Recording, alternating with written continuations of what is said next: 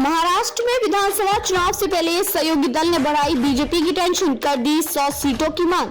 महाराष्ट्र में विधानसभा चुनाव से पहले महायुति गठबंधन में सीट बंटवारे को लेकर खलबली मची हुई है। शिवसेना शिंदे गुट के नेता ने कहा कि हमें चुनाव लड़ने के लिए 100 सीटें मिलनी चाहिए और हम ये सुनिश्चित करेंगे कि हम उसमें से 90 सीट जीतेंगे।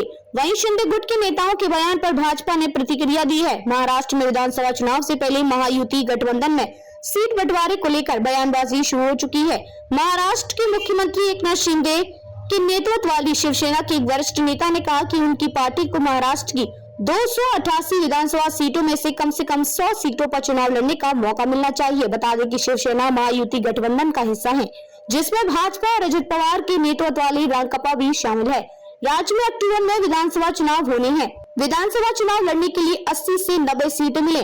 छगन भुजबल, राज्य के पूर्व मंत्री रामदास कदम ने शिंदे द्वारा अविभाजित शिवसेना के 58वें स्थापना दिवस पर आयोजित एक समारोह में बुधवार को कहा, हमें चुनाव लड़ने के लिए 100 सीटें मिलनी चाहिए और हम ये सुनिश्चित करेंगे कि हम उसमें से 90 सीटें जीतेंगे।